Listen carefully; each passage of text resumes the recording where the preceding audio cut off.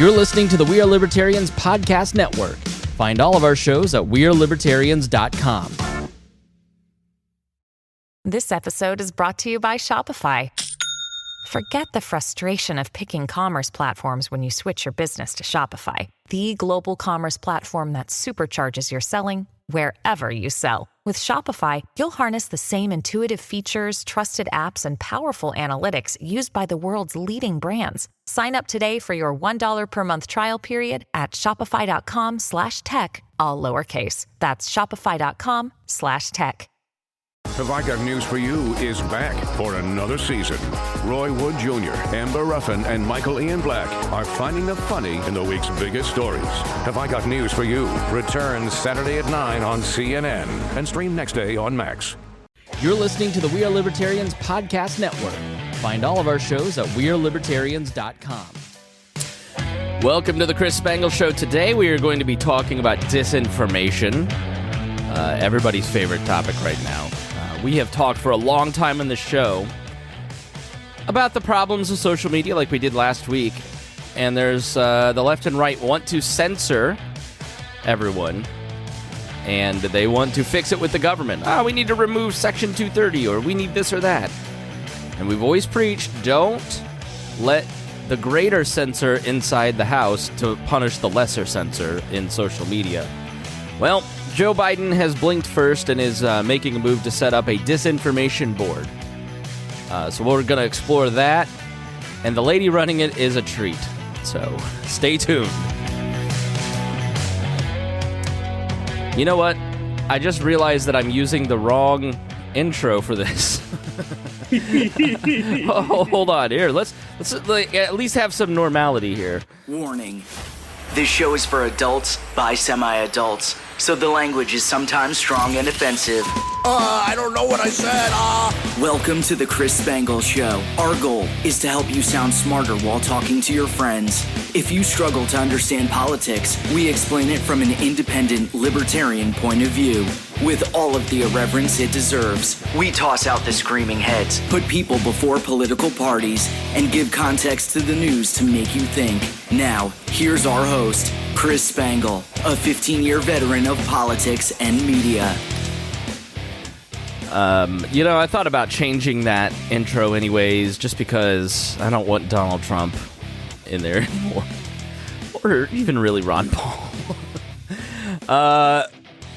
So we may have to adjust it. And I don't use it for every one of these shows. If I'm doing an interview, I don't want them to have to... I don't want the guests that I have on to sit through the long intro, and I could do it later, but I'm kind of lazy.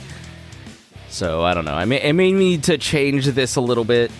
We'll see. I know some of you really love the intro, like have it memorized and committed, to memory full stop, but we'll see what we're going to do. We need to standardize things a little bit. It's the year of professionalization. It's the year of getting our things together. So thank you for joining us. Before we start, we always like to thank all of our patrons, members of Wall Plus, as we call them here. And you can join by going to patreon.com/wearelibertarians or joinwallplus.com. That's WAL. Should probably get WALL just to be safe in case somebody types that in. It's very, stupid of me because I have to explain that every time, and you shouldn't have to do that. So if you don't know and you love this show and you can't get enough, you have to go join the Patreon. You have to join Wall Plus because you're getting an extra show a week now. You're getting early episodes of History of Modern Politics at the $10 level. You're getting the Build the Wall, which is an infrequent look. It should be a more frequent look at the building of We Are Libertarians. I need to get my stuff together on that. You get the complete archives of the network, of this show. There's like 1,300 shows that are not in our feed.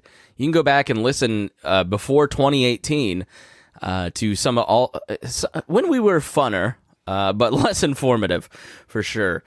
Lots of great stuff in there. The shows like Creating Maya and The Untouchables and Storytime with Gina and shows you probably have never heard of and co-hosts you've never heard of. You get the full archives in there, and you get ad-free episodes. If you're tired of all the advertisements, then you can go and sign up for Wall Plus, get the weekly bonus show. Next week is a treat. We've got Dale, our life coach, coming on to just give us some life lessons.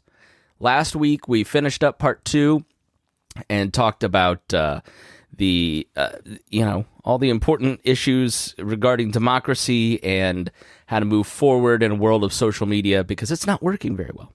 But thank you especially to our $100 a month members, Vincent Peichel. He's brand new. Thank you so much to Vincent. Lars Nordskog, Jake Edel, Matthew Durbin, Reinhold, Christy Avery, and Jason Doolittle, who is not last or least in my mind. Thank you to every Wall Plus subscriber for keeping the network thriving. We are going to be talking today about Big Sister. Big Sister is watching you. We are, it's finally here. Yes, John Ulrich brought up one of my, I love to kind of talk about, you got to have hooks. So let me pull behind the curtain. You got to have things that people remember you for. And I like to choose things that are kind of silly. Some libertarian podcasters like to choose hooks that are memorable, that are ugly, not tasteful. I like to hate Canadian geese. I like to... What else do I hate? Canada? So anytime you see a Canadian goose, you think of me. And then you go, maybe I should listen to that podcast. That's why you do those sorts of things. And someone said to me that they sending me good vibes the other day, and it reminded me of like when I used to rant about that. Just say prayer. Quit being embarrassed by prayer. Now, of course, I went to see Stephen Furtick and 20,000 people at a worship service last night at Conseco Fieldhouse, so I'm feeling extra Jesus-y. But it was incredible. It was so much fun. We had a great time. But yeah, good vibes are nothing. It means nothing. I'm sure Reinhold disagrees, but just say prayer. I'm praying for you. Sending good vibes and prayer is the same thing. There's no difference between them.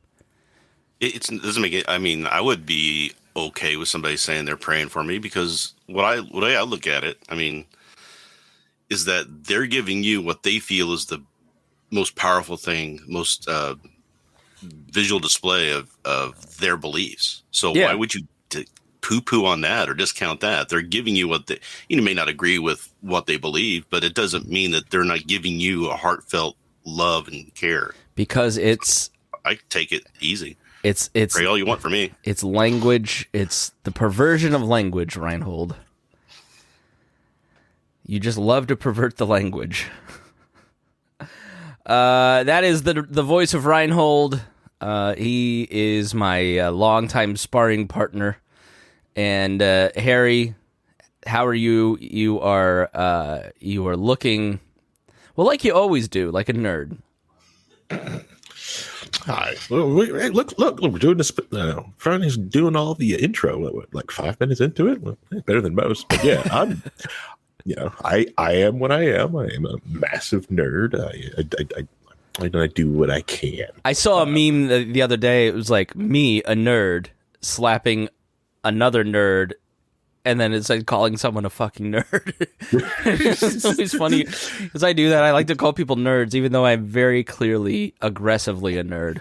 Yeah. You're really like an audio nerd, which always freaks me out because it's about the only piece of technology someone should ever take Spangle's advice from. Anything else, anything Spangle's advises you on, disregard that. But when it comes to... All right, thank you for joining us, Harry. It's been great to have you on the podcast. Look forward to hearing you on other shows. All right, so let's get started today talking about there's a new government agency, which is fantastic, isn't it? Don't we just love new government agencies? And this is, let me pull up this article here, window. This is from Homeland Security Today.us. And standing up disinformation government. Who wrote this headline? DHS standing up, meaning creating a disinformation governance board led by warfare expert, information warfare expert. Now, this woman works for the Wilson Center, which is a very establishment think tank. Think Woodrow Wilson, a foundation created in his name. incredibly aggressive foreign policy, everything libertarians don't like about foreign policy, the Wilson Center pushes, and she works for them. She is now the executive director of this new board. A new board at the Department of Homeland Security will focus on countering misinformation and disinformation, Homeland Security Secretary Alejandro Mayorkas told lawmakers today, with Wilson Center fellow Nina Jankowicz, that's how I'm going to pronounce it, separately confirming that she would be the executive director of the board.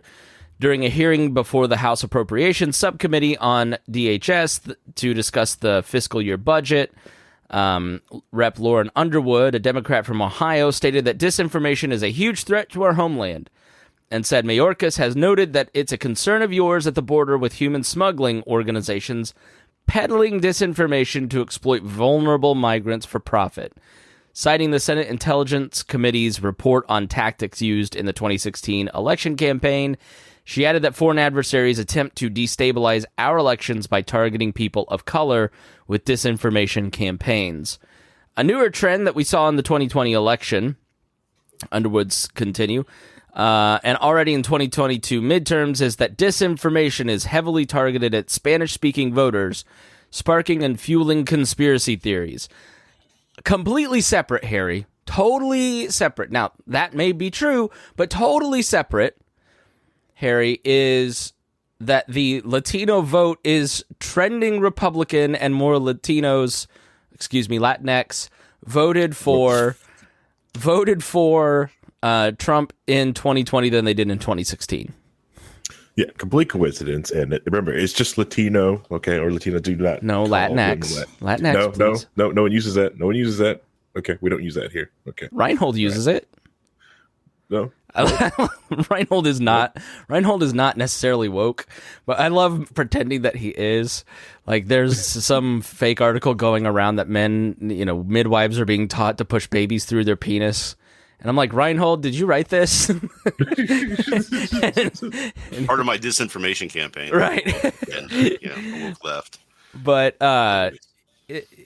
now, compared to most libertarians, now you've turned into a wokester. But I'm aware of things that go on that people are, have issues with. That's what that is. I mean, yes. That's really what woke is being aware of other people's feelings and needs and issues that they deal with. So, I'll take that label. But all right, thank you for joining us here on the program, Reinhold. We look forward to hearing you on future episodes of some other show. Have a nice life. No, I'm just kidding. Yeah. But yeah, I mean, the Latinx thing, just real quick, Latinx thing is badly implemented and kind of silly the way they did it. I understand what they're trying to do. Let's be honest, patronizing and insulting to many people of Hispanic heritage. I understand what they were trying to go for. Mm-hmm. I mean, you've got a gendered language. You're trying to make it ungendered. But that was the most silly way and as you said, patronizing way to do it. So. Yeah. Again, very changing racist, the language. Very Eurocentric. Okay. All right. Very European-centric. Why? Do that. Why? Hmm? Oh, because when you leave the United States and Europe, most places care. They talk about race, but they talk open and freely, and things are gendered. Welcome to the rest of the world. Right. I see what you're saying. So because you're trying to make it more like English, then it's Eurocentric. Yeah. The other thing with it is the thing is, like, when you say like black culture here in the United States, it's like this, physically back, it's like you've talking about people who don't really have like talk to like home country or massive culture from another country. When you talk about like or Latinos or Latin people, also where are they from? Are they Mexican, Honduran, Cuban, Puerto Rican, Venezuela, Belize, Colombia, Brazil, even in the Dominican, Argentina. I learned like the north of the Dominican island speaks a different dialect than the south of the island. Mm-hmm. Different language. Mm-hmm. And there's also a crossover. Like there's so many people that were shocked. They were trying to complain about the Disney movie Encanto, and it was like, who are these people? Why are their hairs like this? I thought this was a country. It's like, yeah, the hell it is down there. That's how some of people are. I loved Encanto. I thought it was great. When we were at, despite our comments on Latinx, I'm a big fan of representation. Like, I don't mind that I've never seen a white male face in any commercial anymore. Which is, back in my day, we saw white people in commercials.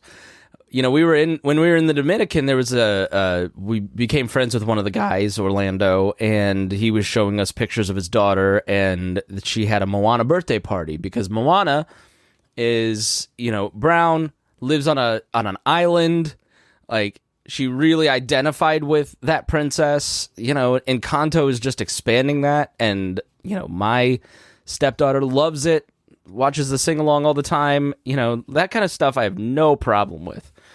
And that's all good stuff. But anyways, we're off topic. Back to the censorship here in the government. Politico Playbook reported that DHS is standing up a new disinformation governance board to coordinate countering misinformation related to Homeland Security, focused specifically on irregular migration in Russia. Nina Jankowicz, who studies the intersection of democracy and technology in Central and Eastern Europe as a Wilson Center Global Fellow, has advised the Ukrainian government on strategic communications and is the author of How to Lose It, The Information War, Russia, Fake News, and the Future of Conflict. I just bought the book. I'm going to read the book, so I'll report back on that. She tweeted out, "Honored to be serving in the Biden administration and helping shape our counter-disinformation efforts," adding that a huge focus of our work, and indeed one of the key reasons the board was established, is to maintain the department's commitment to protecting free speech, privacy, civil rights, and civil liberties. More to come as we dig into the big job. Like, if you're on the further right spectrum, like Reinhold, this has like all the things that inflame them. She is she studies the intersection of democracy and technology at the Wilson Center, who's a global fellow and has advised the Ukrainian government and wrote a book on the information war and how Russia and fake news and everything. Like, if you're in the Mises caucus, your head is exploding right now. All right, Reinhold has no comment. But in February, they said, anyways, so that's the new board. So who is this Nina Janowski person? So she said in an interview earlier this month with NPR, promoting her recent book. Let me just expand this for you guys so you can read along too. This is from Reason.com. Yesterday, in an article by Joe Lancaster, new DHS board seeks to counter what it thinks is disinformation. So she wrote, she told host Michael Martin, "I shudder to think about if free speech absolutists were taking over more platforms. What that would look like for the marginalized communities all around the world. We need platforms to do more, and we frankly need law enforcement and our legislatures to do more as well. And in other countries that are looking at this, the UK has an online safety bill that's being considered right now, which, if you remember last week, Jonathan Haidt said that was a model piece of legislation to rein in these different platforms because Congress is non-functional, where they're trying to make illegal this currently, quote, awful but lawful content that exists online where people are being harassed. So this gives you an insight into the wildly over-the-top reaction to Elon Musk buying Twitter, which we'll talk a little bit about that later. Like, This Week in Tech, I love Twit. I used to love Jarvis and Leo, but like at the end of This Week in Tech, they're like, this is just Elon buying. This is just the end of democracy. Like, I mean, the reaction this week from the left over Elon Musk buying Twitter has been phenomenally insane. I mean, Reinhold, please, even you have to think that has been over the top. No, you don't. See, well, here's what you guys are missing. What they have to do this in order to make sure that I can't do it with a straight face. I was trying to play devil's advocate. I cannot do it. This is the stupidest thing I think I've ever heard of. And trying to get politics involved in this sort of thing.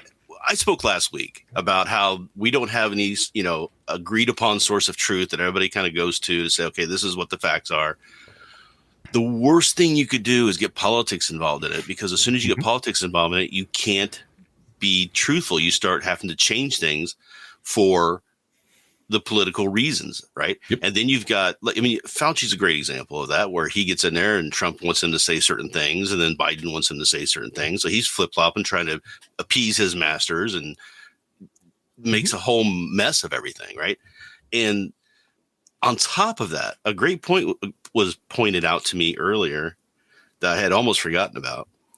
If you put in a board for disinformation and making sure what's truth is being presented properly, what happens if Donald Trump gets back in office? Exactly. 2 years from now, he's in charge. Right.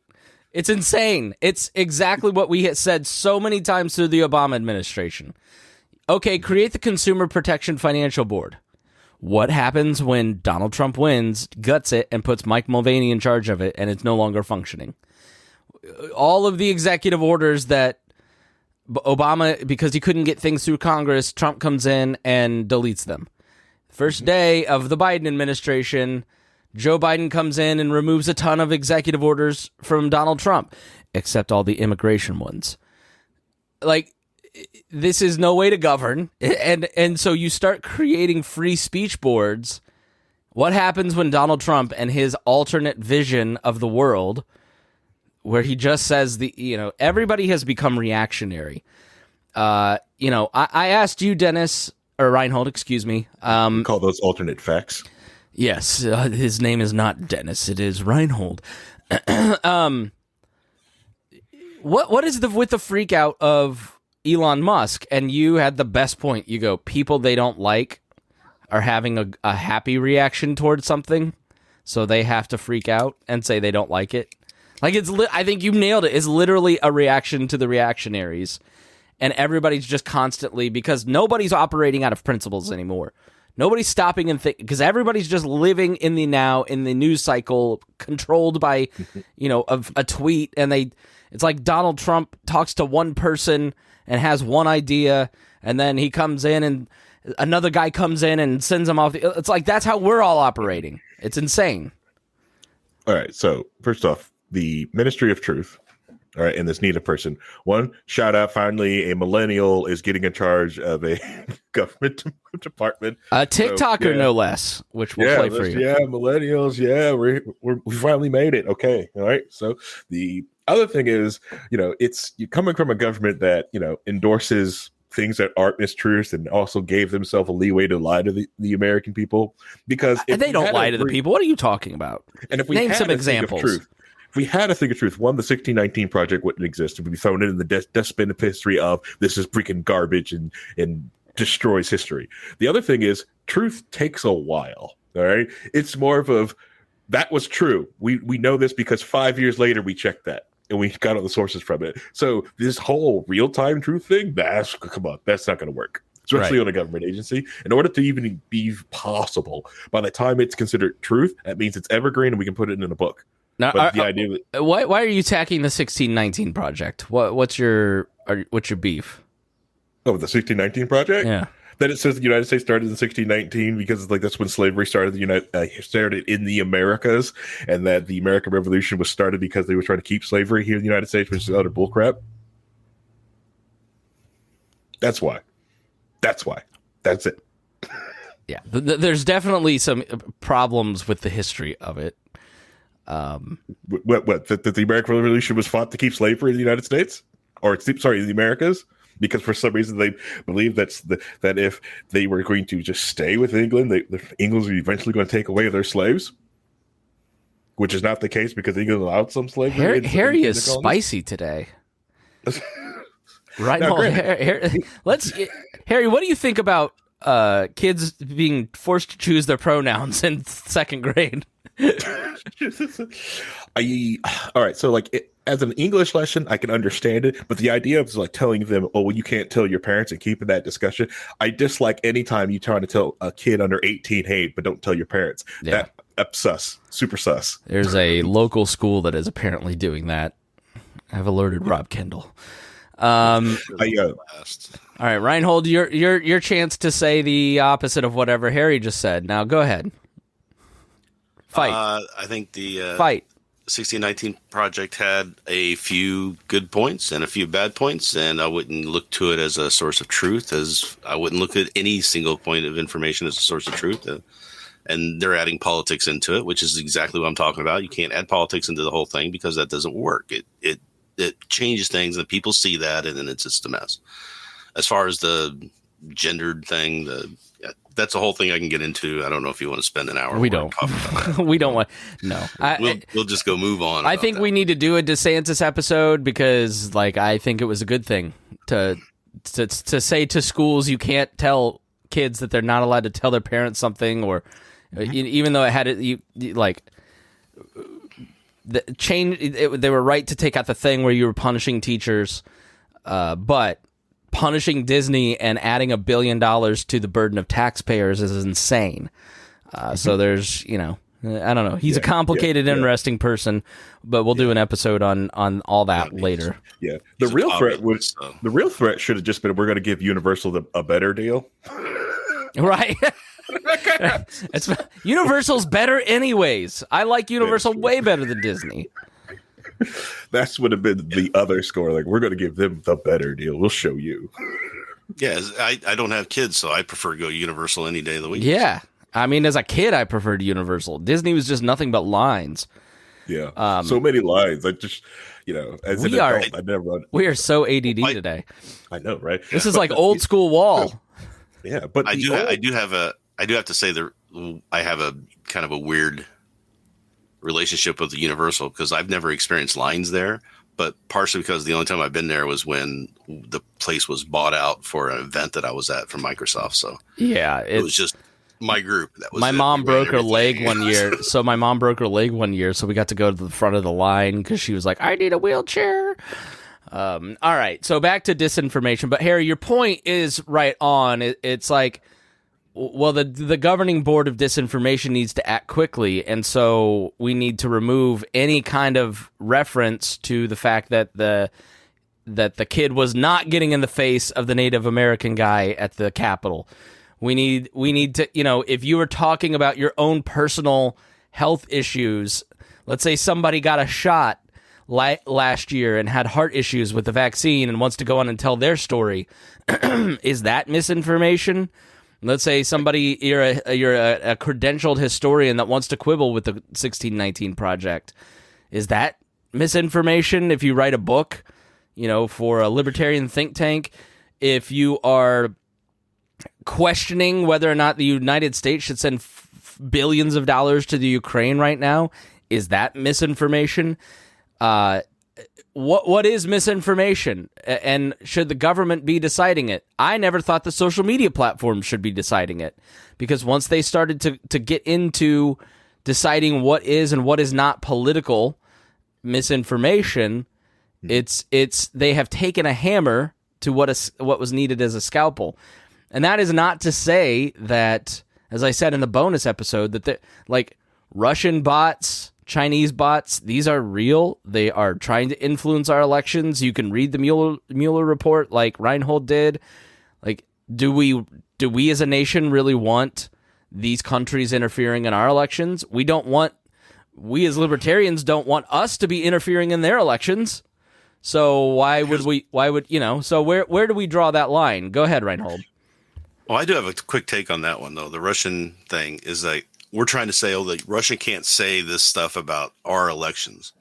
And last time I checked, the right to free speech was guaranteed to every single person, not every single citizen, not every single American, but every single person. Inalienable rights. It's a human right. They come from being a human. They come from being alive, not from any government. They can't be given to you by a government. They can't be taken away from it by a government. They can just be defended.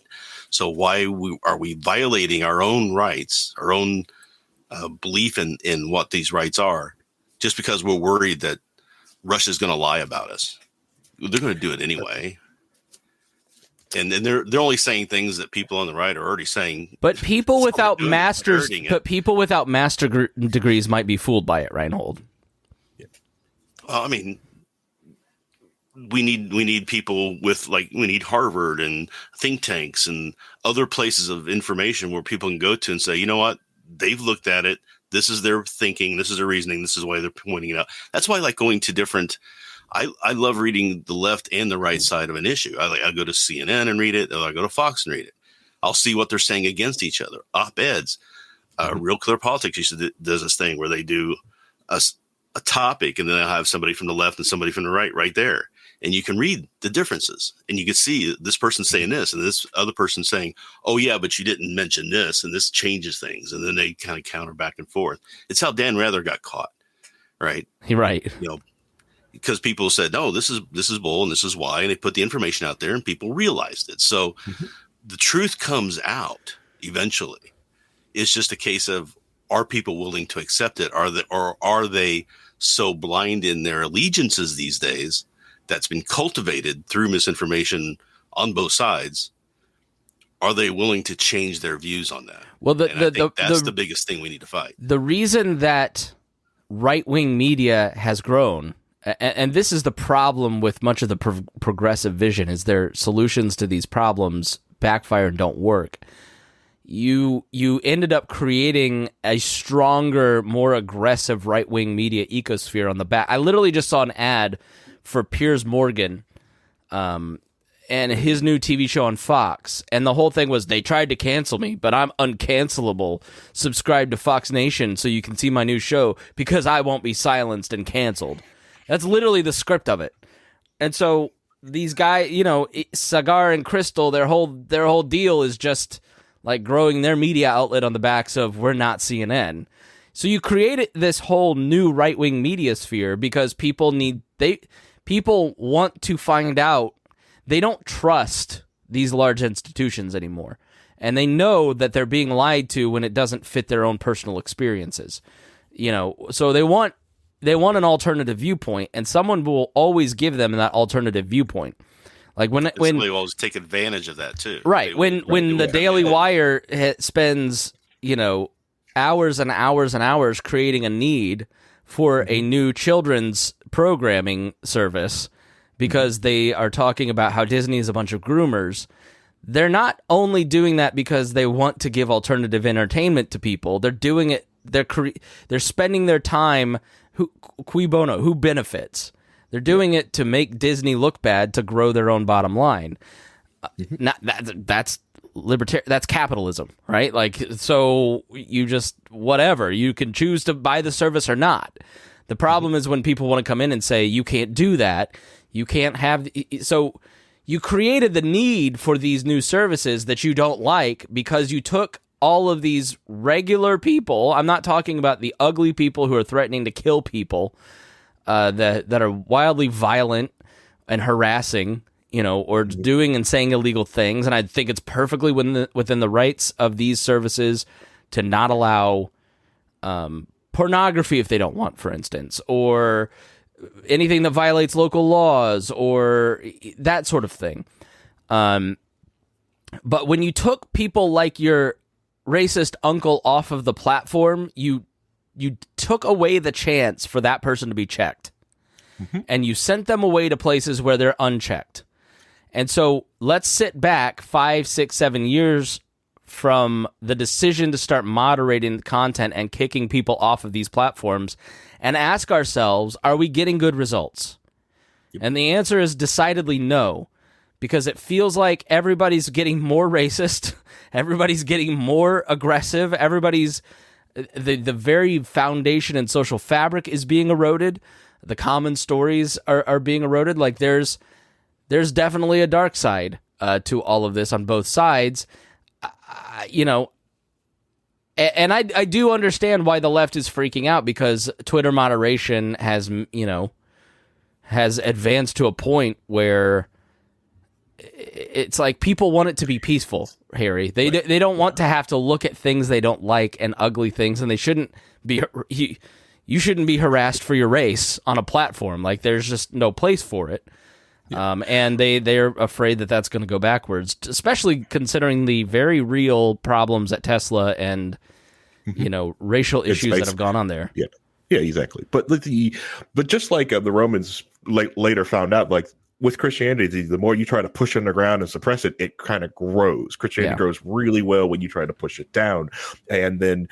And like you said, when the backfire thing, think of how like Alex Jones really got his start. He got his start because the government and all the news agency covered and lied about Waco. That's how people started to really listen to Alex, because he reported on what the heck happened at Waco. He went there and said, "This is what happened. This is what was lied to you about that event." And that's when people was like, "Oh my God, this guy's spitting." There's other alternatives out there. Just like how the golden EIB microphone got started because when they controlled everything and someone else wanted another voice, here's this guy, loudmouth on a microphone and on an AM radio station to pick up. And go read Rush's books. Like the same stuff was happening then. Like we're just having the same arguments about different things. Like if you go read Buckley by Carl Bogus, you see the same arguments were happening back then. Like it's we're reinventing the arguments.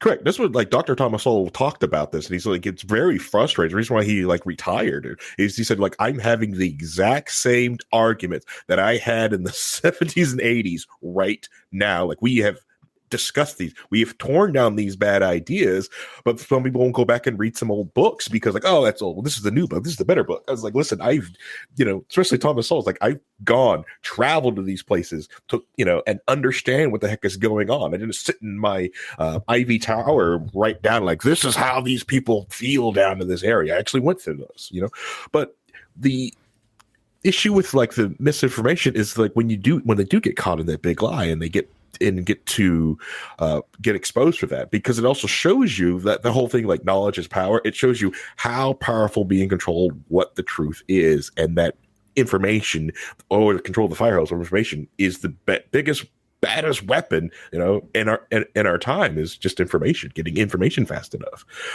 It's because the other things of like misinformation, when we talk about, are we going to really take about misinformation? Because the term white nationalist or calling someone an alt-right Yahtzee or something like that, that term gets tossed around so much to people who aren't that.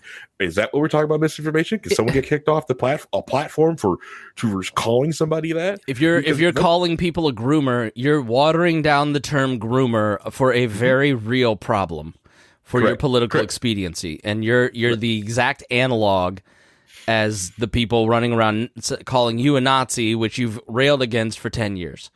Like, you're doing the same thing. You're watering down the word. Like, it's insane to me that nobody checks it, goes, well, if the principle is wrong, then I shouldn't do X. It's they're doing X, so I should do it too. It's just the craziest, most ineffective thing. What people think this is some sort of bastion of liberalism, like progressivism, not liberalism. It's a bastion of classical liberalism. We're taking back the word because I'm not living in my feelings. You're living in your feelings. Ron DeSantis feels good, but he's violating the principles that you held 10 years ago. Joe Biden feels good punishing these people. Joe Biden feels good when Nina Jankowicz leads some board, but you're violating the principles you said you agreed with during the Iraq War. It's if you are reacting to other people's reactions, you are being controlled and you're being foolish, and we're all paying the price for it. Oh, it's pissing me off. To your point, Harry. Charlie Cook over at National Review ended his very good column on this, basically saying they need to, if you're going to create this board, you need to follow this woman around. All of her emails need to be completely open. Every single one of her board meetings needs to be broadcast on C-SPAN. She needs to be followed, basically, and have complete transparency, because you cannot play with the government attacking freedom of speech. And they're doing it under the guise of migrants and Russian propaganda, and we're all wise to this game at this point. We all know exactly what they're doing. We all know exactly what they want to control. We'll see that as we kind of talk about, play some of these videos from Nina. We know exactly who this person is and what they want to do and what they want to control, so you better follow them. And he ends the column this way. All told, It will be tough to find a more perfect example of modern American progressivism than this for a good while. It exhibits an entirely undeserved epistemological self-confidence. It is driven by a niche moral panic that begins and ends online. It is unabashedly authoritarian in concept and in tone. It involves the addition to the public payroll of one of the silliest people in all the land. And like so much of that contemporary left ends up doing, it has pushed the vast majority of psychologically normal voters into paroxysms of derisive laughter, meaning regular people are having hysterical fits of laughter at how stupid this is. One of the most remarkable features of our age is that the more het up about an issue the American left seems to be, the less serious its saviors seem to become. Daniel Haransani is correct to argue that the very idea of the state putting an imprimatur on truth is both dangerous to freedom and laughable. But I wonder if he perhaps is overestimating the extent to which the Democratic Party and its chums will ever be able to control America's national conversation. We are told that we are in the midst of a chronic information crisis, and yet the best the progressives can do to fight it is to promote Brian Stelter, Taylor Lorenz, Jen Psaki, and Nina Jankowicz. Thoughts? Oh, man. Yeah.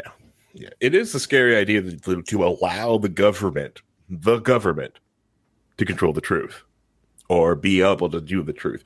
It's the exact same thing we've gone through. You're right. We're wise to this game because for the last 2 years, people have allowed Fauci to be the science, which is the worst thing that ever could have happened because the CDC, the Mayo Clinic, John Hopkins, they never pushed up one doctor, one scientist. It was a panel. We brought a panel of scientists here. None of them are the science. None of them are the truth. We are discussing opinions and checking another person's opinion and voting our own opinion. And we're also getting checked from other people. Not one hospital, not one area could be the truth. There were a lot of different hospitals and doctors that was like, no, we do not believe the CDC on this thing. And it seems like we are codifying that to a truth from the government, who we have tons of paperwork and we've got the documents of them lying. Of recent examples. Did you ever read the article about the suppression of information by the COVID board? And it was in, I think, Vanity Fair. It was not in... Reinhold just dropped off. He's getting... there's a Libertarian Party of Indiana meeting, and he's on the board, so Reinhold just dropped off.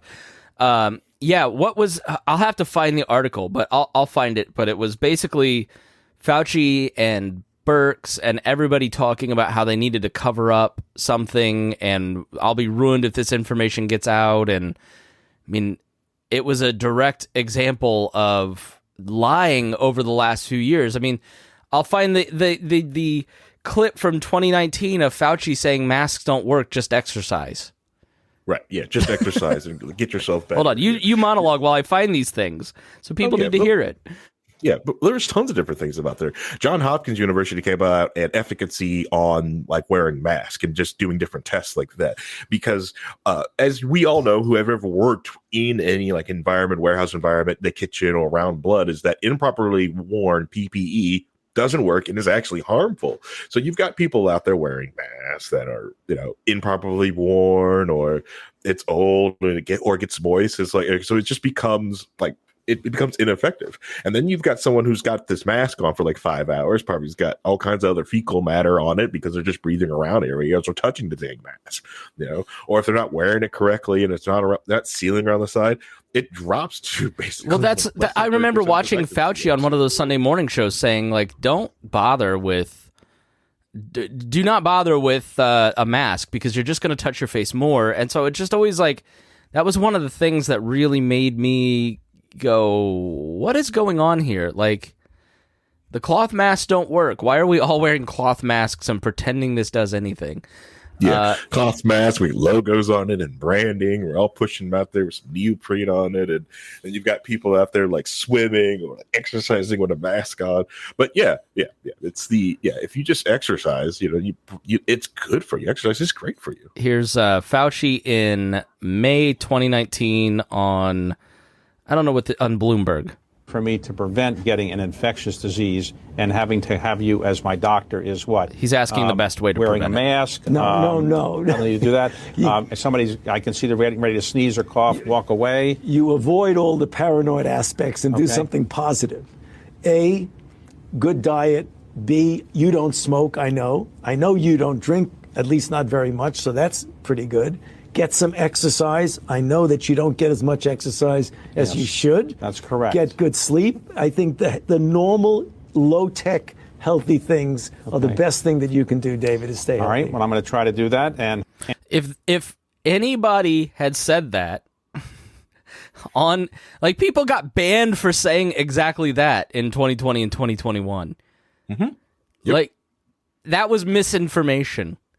And if you don't think that we're creating this board to fight misinformation in Russian propaganda around elections, and people are saying that the U.S. border is wide open and poor people are being hurt at the border and we need to stop that. Those are very noble things, and that's what the government does. They try to introduce programs that are very noble things, and then it wildly metastasizes into something that starts to destroy the system.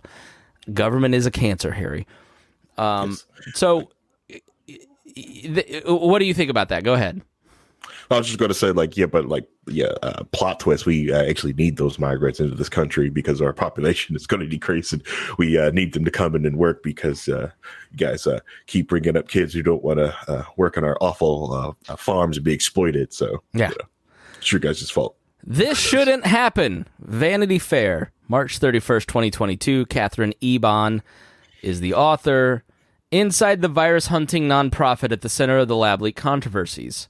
Chasing scientific renown, grant dollars, and approval from Dr. Anthony Fauci, Peter Daszak transformed the environmental nonprofit EcoHealth Alliance into a government-funded sponsor of risky, cutting-edge virus research in both the U.S. and Wuhan, China. Drawing on more than 100,000 leaked documents, a Vanity Fair investigation shows how an organization dedicated to preventing the next pandemic found itself suspect of helping start one. And you go through here and you read these conference calls that are happening. After Bloom described his research, the Zoom meeting became extremely contentious, he wrote. Anderson leapt in, saying he found the preprint deeply troubling. They are all yelling at each other. Anderson, who had found some of his emails with Fauci from early in the pandemic publicly released through FOIA requests, leveled a third objection. We need security outside his house, and my preprint would fuel conspiratorial notions that China was hiding the data and thereby led to more criticism of people such as himself. That's when Anderson made a suggestion that surprised Bloom. This is all a government body that is meeting on a Zoom. He said, delete the preprint or revise it in a way that would leave no record that this has been done, given the contentious nature of the meeting. At that point, both Fauci and Collins distanced themselves from Anderson's offer, with Fauci saying, as Bloom recalled it, just for the record, I want to be clear that I never suggested you delete or revise the preprint. They seem to know that Anderson had gone too far. But you can read this long article in Vanity Fair talking about government agents wanting to cover things up. So, it's... I mean, Harry, this is just the nature of government. Government wants to control and cover up and all of that stuff. Yeah, especially the son of a two-quid whore prostitute, Peter Balsack. That sack of crap, that piece of garbage is the reason why COVID was able to spell and as much as it did, because that piece of garbage worked with the WHO and the People's Republic of China, basically the Communist Party, to fill out the disinformation out there, talk about, there's no human combat. We just discovered this is awful. Peter Balsack, that sack of crap mentioned in that article, that's him. Reinhold, welcome back. Hot Take Harry has been on another spree. He's unleashed. He's on a rant. Yeah, Harry rant. So I was going to say too, do we want to really give this type of power or this type of position over to someone like Christopher Rufo? Right. Who will be the information czar, who already is headed to be the head of every school board in the nation. Yeah. Or Dinesh D'Souza, one of the two. I mean, both would be horrible options, right? So let's not do that. Because liberal tears, if Trump gets, they care more about liberal tears. So if you're a liberal listening to the show still after Hot Take Harry's day, you got to think about it. You know, the government has two speeds: putting out infographics and crushing poor people under its thumb. And this is their infographic. And a lot of this, hey, we talk about on the show, disinformation stops with you. They convened a large panel to create this infographic that you've never seen and never heard of, that I found through deep research, clicking several links to get to. Now, nothing in here is controversial. It just, here's how here's a sheet, a 6-page sheet on how to recognize misinformation, question the source, think before you link, talk to your friends, nothing in here. And that's, this is the kind of stuff that, they repeat themselves that they do. Yeah. I think I posted an article in one of the world chat rooms and about someone getting hurt, because of misinformation, and Spangle's quick reply, did this person not have agency? Right. And this is so these people don't have agency. Our schools, which you force us to try to send our kids to, it probably doesn't adequately get them to have the ability to question and read these. What were we talking about? What was my brilliant reply to?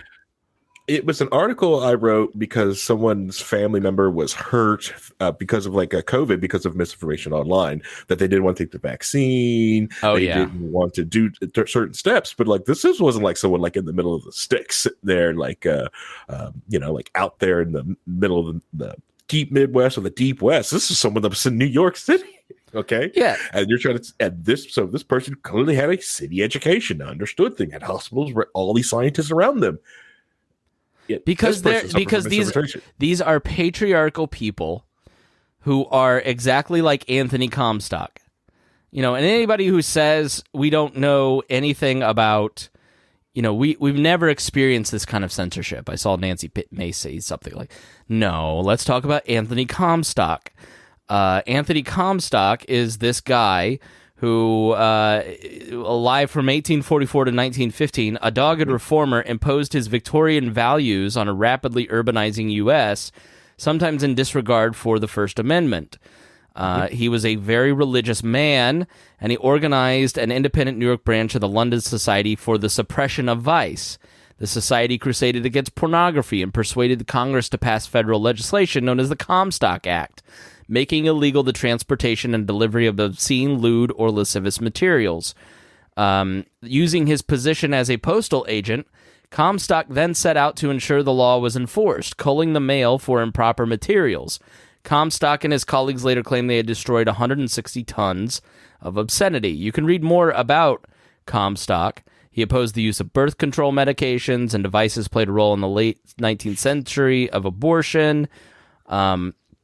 He was instrumental in ending the Louisiana lottery.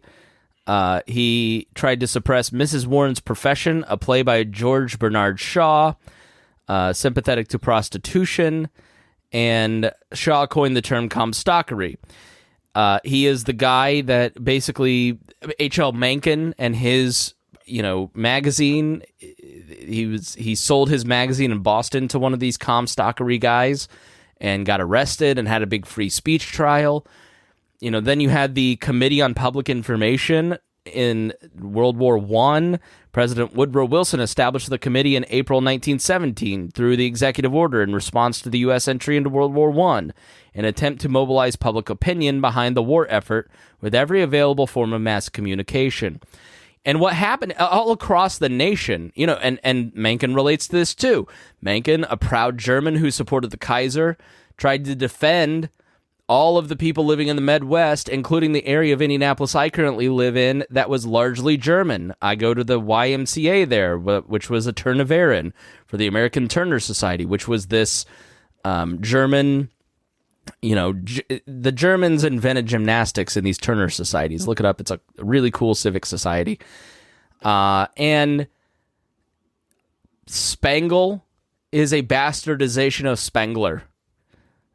Somewhere along the line, somebody changed our name from a German form to an anglicized form. And lots of you have that too. Because people were getting the crap beat out of them in World War I because of this propaganda. You know, the most recent example is Muslims in 9/11 and the propaganda that was basically used by the Bush administration that led to anti-Muslim sentiments. This stuff has real-world consequences. Speech does have real-world consequences, which is why it's up to every single one of us to think about what we consume and what we share and amplify. And the government, the best they can do is make the problem worse and create some infographics that nobody sees while spending tens of thousands of dollars on that infographic. So this Comstockery notion from a deeply religious person is the same exact patriarchal attitude of somebody like Richard Hanina. And I don't know if this guy is some sort of fake account. He could totally, I could be sharing a parody account and not know it. Be sure to check out my Telegram channel at Chris Spangle Show. I'm posting a lot more politics there than I am on, these other platforms. Twitter, I share whatever, but if you liked following me on Facebook, I'm not really doing stuff there anymore because there's just no point. Nobody sees anything on Instagram or Facebook, and it's just going to get me banned 5 years from now. So I got a Telegram channel, and I shared this there. Richard writes, Elon Musk takes over Twitter. He's a billionaire who doesn't even have a master's degree. Is that who we are going to trust with the future of our democracy? A few more years on a college campus where he could have been exposed to diverse ideas, Harry, and a professional educator who could have made a great difference in his outlook. In a time when so many are getting that experience, doesn't our democracy deserve better? Education matters. Please listen to a master's who has experience in activism, he means Sean King, and working for social justice, and note the contrast with Elon Musk's naive notions of free speech. Now, Zuby responded to this, a libertarian musical artist. Elon Musk takes over Twitter. He's a billionaire who doesn't even have a master's degree. Is this who we're going to trust with the future of our democracy? Zuby replies, yes. Richard writes, how does that make you feel as a black man? There are young black men with degrees living in poverty as we speak. Zuby writes, I'm actually a black woman. Please don't assume my gender. Richard replies, I'm sorry. Even with a PhD and a JD, I don't always get it right. I appreciate you correcting me, and your words will guide me forward. It was a great troll. Yeah, so this notion, Harry, it's just patriarchal. It's people who think that they know better than your dumb ass, who just is exposed to too much information. We just really need to control how stupid you are, because you might read misinformation that will get you killed. And I'm saying there's a COVID vaccine. There's treatments for COVID. At this point, if you are not protecting yourself, that's on you. You're not spreading the disease. We know that now. Like these are all things that are understood, but we just need to protect this woman and remove her agency as a thinking human being because she's just too stupid. Yeah, well, they're all just too stupid. Well, the other thing is with they're very upset at this African American owning a company and controlling Twitter. All right. That's what they're upset at. But the other thing is there's like, hot what do you take mean Harry strikes again, Reinhold. And when they talk about I'm not the biggest Elon Musk fan. I like to hate on Elon Musk. I think he's a con man. I think he's a vaporware salesman. Those are my alleged thoughts of this guy. Because where's the Cybertruck? Where's my stupid Hyperloop? Oh well, these are all bad ideas. Shout out to Thunderfoot, by the way. But it's that I like hating on Elon Musk. So I know a little about him. So the idea that he doesn't have a diverse thought, like, what are you talking about? He's around engineers all the freaking time, and these engineers aren't coming just from Stanford, and they're not just white bread, cornbread people sitting in Stanford all the time. No, he's dealing with all kinds of diverse thought and diverse people dealing with SpaceX. So this idea of like, oh, he doesn't know what he's talking about. He's not meeting all these people. It's laughable. It's just like, Are you just so on Twitter so much you don't see the bigger picture? You don't see what's going on. But then again, it is Twitter. So, well, and the thing too is there is a point to be made that Musk doesn't really get. He's got a naive notions about free speech. A lot of people have kind of naive notions about free speech when really what they're talking about is the freedom to be heard, and have your words be heard by other people. Like, so it's not like I can say what I want to say. It's like you can't stop me hearing what you said, or I can't stop that from happening. Right. Forcing people to basically listen to other people against their will, which is a violation of free speech and free association as well. Right. So there's a lot more nuance around the idea of free speech, especially in the world of social media and the internet, and how we're going to eventually get through this. And I don't think looking to Elon as being the savior of free speech is in any way rational. Yeah. Right. Yeah. The problem is that we don't educate people in this country on how to recognize what is a fact, what is an opinion, we've got people who are complaining about news media when they're usually just complaining about the opinion part of the news and not the actual reporting part of the news. I think you reporting nailed part of the news is not 100% great, but they always point to, well, look what they said here, and they go point to an opinion article. And it's like, that's opinion. That's not. You got to understand the difference between the two, and how to research things and find out what, when you get told something in an opinion piece and they give you certain information, what are they leaving out? What are the counter arguments that they're trying to avoid you asking? You have to recognize the stuff. There's got to be critical thinking classes. Now, I went to high school and I didn't get trained in that. So you nailed on something. A lot of people on the right think that Elon Musk is going to save free speech. And they're as delusional as Leo Laporte, who thinks that free speech is going to die. Twitter is something you can delete off of your phone. Harry, you nailed it. These online debates that exist online that don't exist in the real world fool people on the extreme right and left who spend too much time on these services and think that this represents reality. It doesn't. It's like 1% of the population lives on Twitter. And Elon Musk is going to walk in there, have a ton of meetings, and he's going to realize how difficult. Go listen to that Rogan interview with Jack Dorsey and the person that cried. Like, it's a bigger challenge than most people think. And Elon Musk certainly could make the platform worse by removing all these restrictions and filters and unfettered free speech, and it could end up Gab. And then the thing dies, and that could totally happen. Or he could make it better. He could make it a great product that everybody wants to use, and it's the right, he's excelled at it.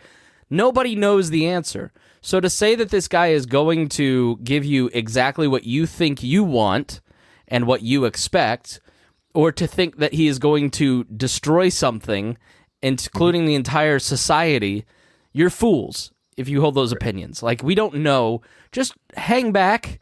Let's see what happens. But in reality, this is just Twitter, Harry. Yeah. And that interview with Joe Rogan and Twitter, and the lady who cried with other Beanie Brother Tim Pool, he got some really good ones on there. So like it's essentially good to go back and rewatch that episode. It's really good. Beanie Brother. Yeah. What? Tim Pool was a beanie. I wear a beanie. It's it's Beanie Bros. Okay. Anyways, but the aspect of it with it is, you're right. All these conversations, not everyone has a Twitter account. Twitter is not even one of the biggest, largest social media networks. I don't think it ever has. I think it's like fifth or sixth. Yeah. It's like it's top five. Well, it's one of the top fives. As it all fluctuates because so not everyone's on there. It's, and I still don't know what their business model is either. So. Right. And it's been shown this week that they possibly allegedly have been pumping and juicing the numbers a little bit too much. I'll be honest, I don't know what's happened, but on these big accounts that I run, all of a sudden for the first time in years, we're starting to see real follower growth. I'm starting to see algorithm lift. I'm starting to see people pop back up. I'm wondering if, this is wild speculation, if like engineers at Twitter are doing something. They're giving Elon what he wants before he's actually in control. as a way to kind of like sink the deal. Like, why is Tucker back all of a sudden when Elon doesn't Charlie control the Kirk's company? on there too, right? Like, why are those people like Elon does not control the company yet, and I wonder if people are doing that stuff to kind of give him bad press, and kind of fuel the fire. That's my guess. I wouldn't be surprised if we find that out. Well, the thing is, I was going to say, like, they locked out engineers of changing anything of the source code. Also, you have to get VP approval to do anything with it. Right now, anything Yep. They had to lock them out. They locked all the engineers out. So if you have to do a change on Twitter right now to get some of the source code, you need VP approval till this deal goes through. And it does feel like some sort of block or something was changed because a lot of other people are noticing like, this growth pattern. And if you go on to like the social place, like of some of these, of a bunch of different networks, you're watching these massive rising tides and moving things. So it's like someone is trying to cover their tracks before the deal has gone through. Yeah. So it's like, we've got to do this, but because we're going to get scrutinized all hell. So let's remove some things. Well, I heard too from several large kind of left type of entertainment people that they immediately saw thousands of followers just drop immediately. Mm-hmm. So I don't know if that's people, trying to delete their accounts because they heard that this is coming because they're overreacting. I would totally buy how much of it might be that Twitter may have been pumping some numbers for certain people in order to counter. As much as I think Dave Rubin is a dope, I think he was spot on in saying, like, why do I have a fraction of the millions of users the New York Times has. Why do they get like 2 retweets on stories? When they're this institution, why do they get so little interaction but have so many likes? I bet they have a lot of fake likes. And Elon said he'd take a look at it. And that's like buying likes. Like, We Are Libertarians did that in the early days. Like, we were stuck at like 83 people on our Facebook page, so we bought 1,000 likes from some Filipino friends.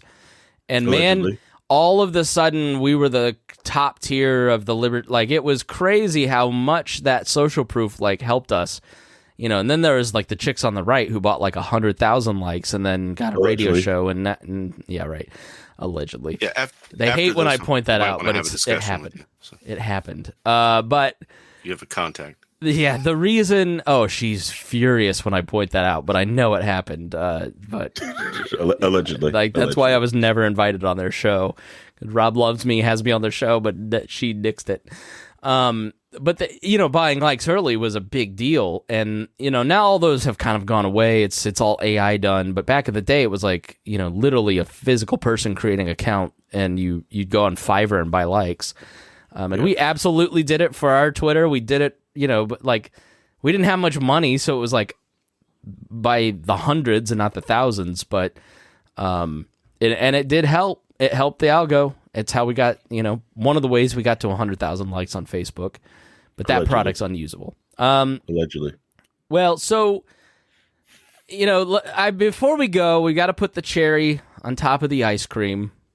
And I want to show you who Nina Jankowicz is and what she does and why do we, she's got the Ukrainian flag in her profile. This is, she is also a singer, apparently. She's done a couple tunes. And I'll just let you be the judge. She's actually a very good singer. I will give her this. But here is her song about disinformation that she posted on TikTok.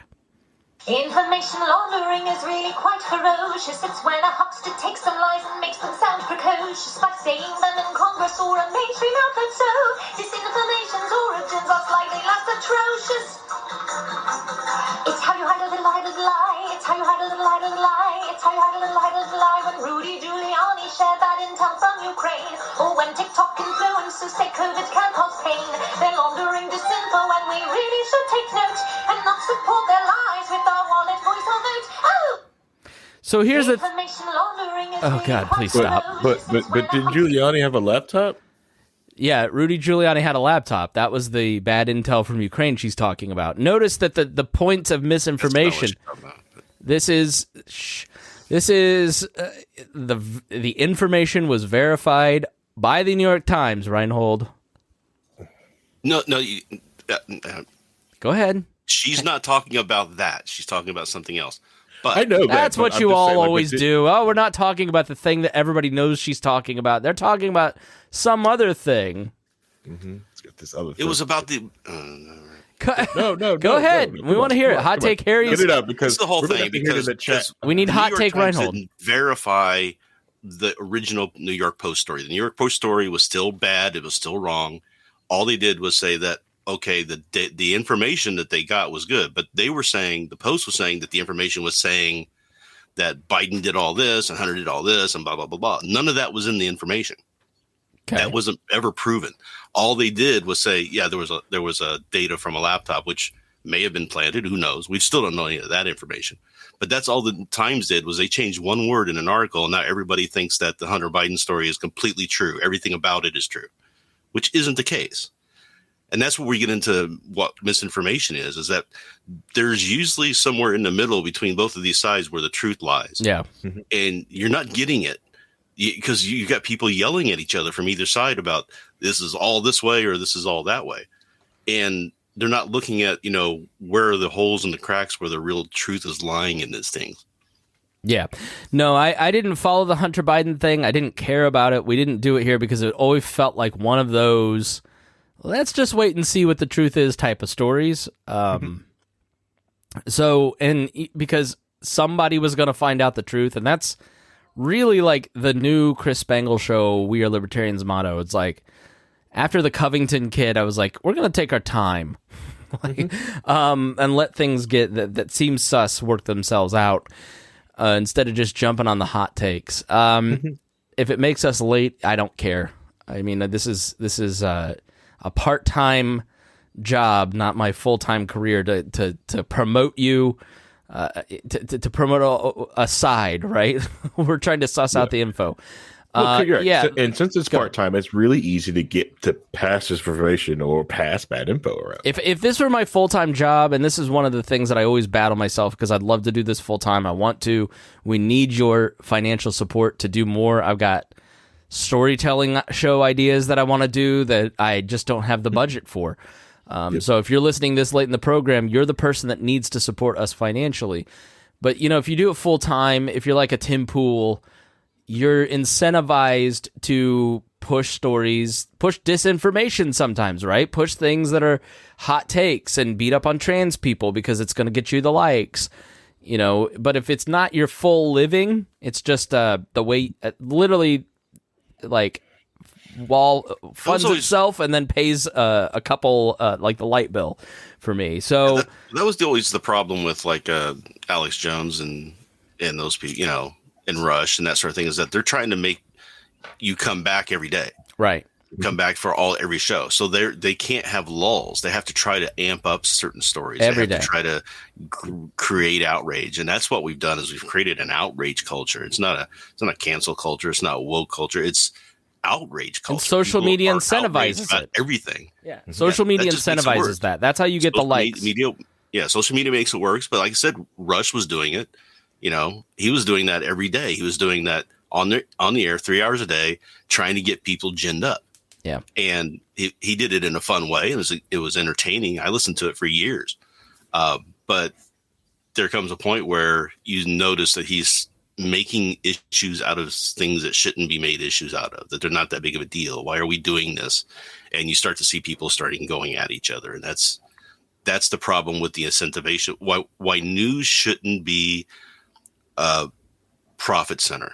It should be a cost center for organizations. Like CBS News used to do news, right? Based off of what they thought was the right thing to tell, but they didn't worry about making any money or not. Yeah. Right? Harry? So anyway, that's... Sorry, I was shocked that Reinhold said CVS. I was waiting for something from like the 1800s, like the the Rushville Republican back in my day. Sorry, right? But no, and Reinhold's completely right. But when you've got these organizations but that type of content that Reinhold talks about, that's very difficult content to do. Even like So here, like you mentioned, Rob is attached to a very good newsroom. The WIBC newsroom does a lot of work, but it's not a massive newsroom by any means. And trying to cover an entire state, good effing luck, they miss things just like every other newsroom's miss things because the way they've also changed different things, it's really hard to get news reporters out there. So Tim Pool, we mentioned this guy, the BD guy, Tim Pool, he got to start because he was just a man with a camera and a plan and go out there to take photos, to take things, write articles, record things, and reports back to people. That type of reporting is like invaluable to find out what the heck is going on, which most news agencies don't want to do. That's difficult. So that's why the AP and Reuters gets sent out everywhere, because Reuters and AP just they've got people out there doing this type of work. It's so if you like that type of work, you're right. You go, if you see something, write something down. You could be your shelf journalist out there and get on YouTube. But it's that type of information, of that type of misinformation, that they really like to stop, is because people are around getting information from all kinds of random sources. That's an ugly background. Come on, man. Come on. I expected better from you on your Mac. Well, I just think this is. Mac?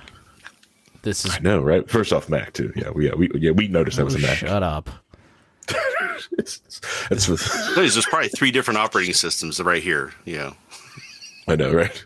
It's a picture of Nina holding a gun in her official picture that says, "You will support the current thing." You will support the current thing. Yeah. Oof.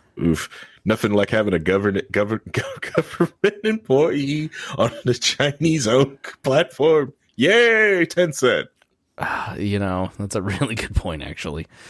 Now our final video here is Nina Jankowicz, who sang an erotic Harry Potter song, not a Harry song. So here is that song. Let's see how she does.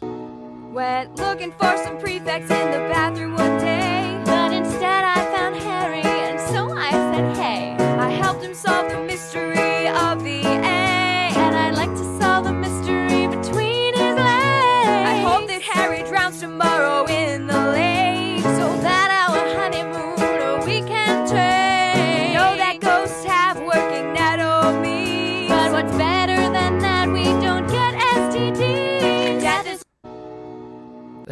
That's a whole thing. That was Myrtle. Harry, she didn't say Potter. You could take that and send it to your wife, and she could make it about you. Actually, maybe I should make that the theme song for the low-key wall. Okay,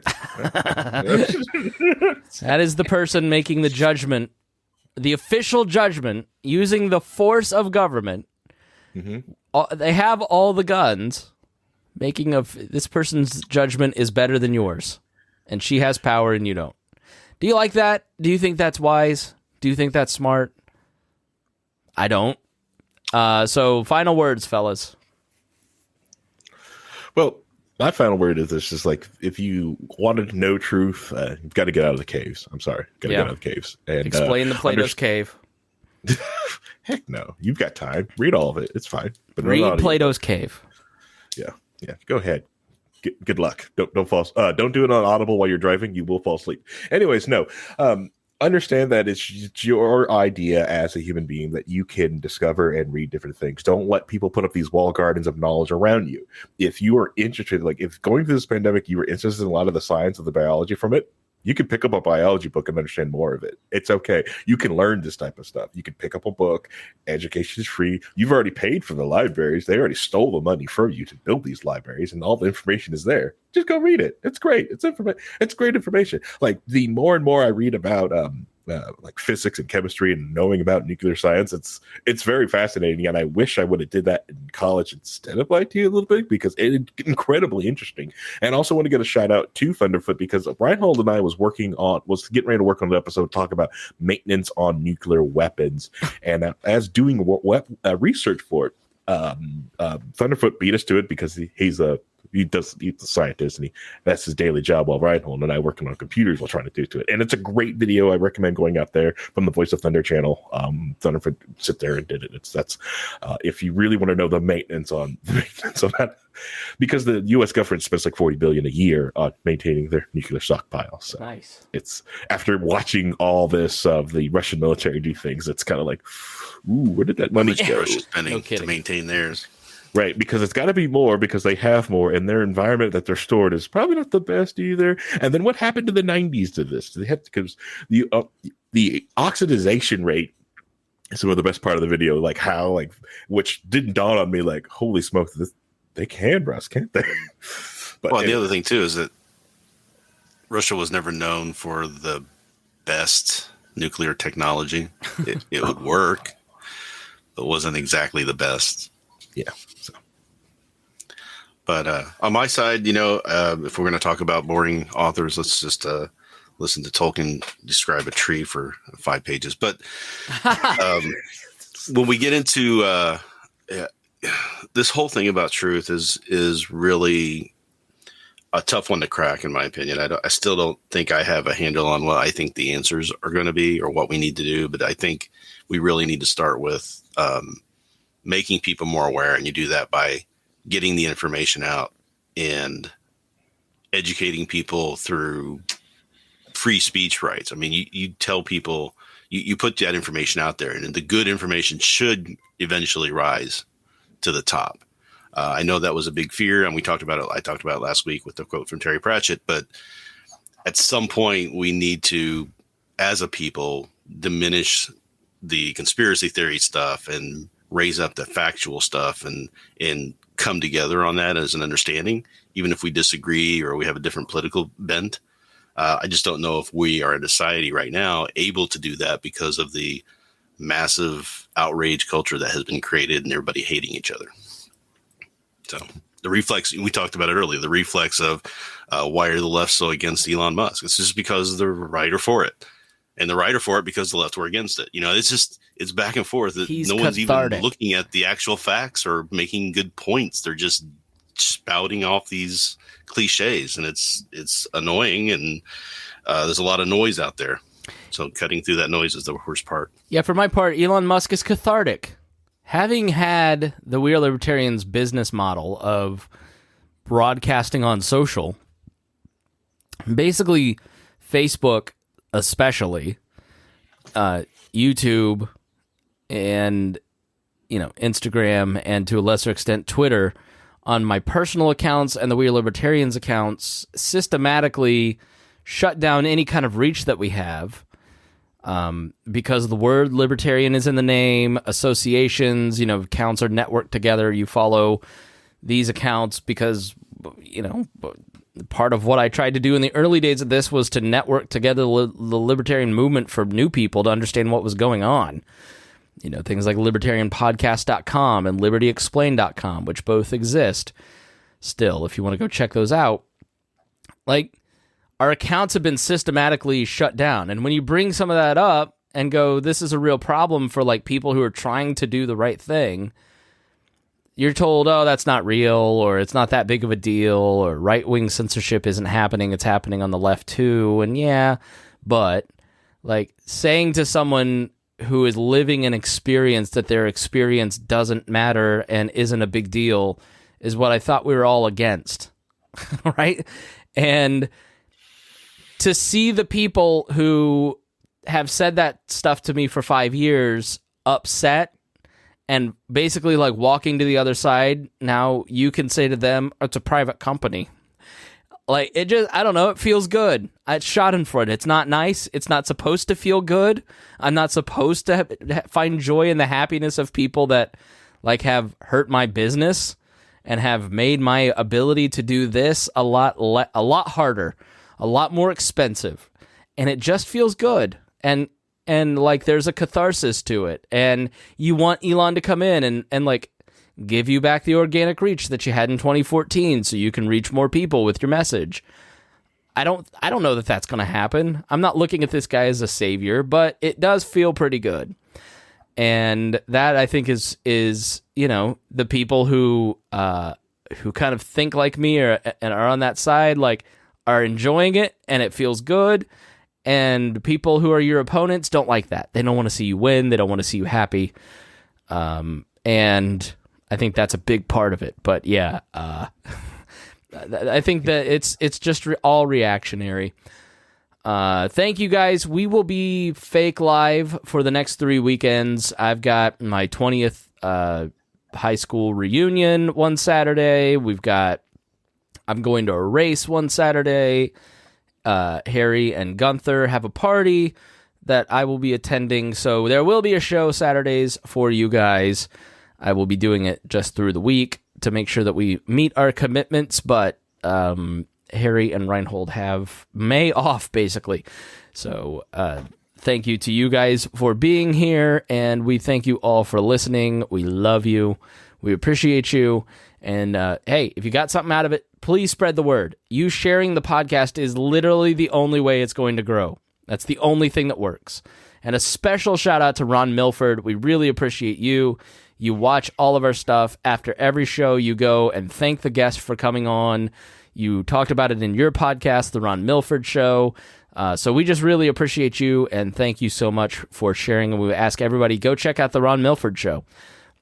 Just a regular dude from the Fort Wayne area who is a really nice guy, and really appreciate him. So thank you. We see it. We appreciate it. And with that, we say we will see you again next week.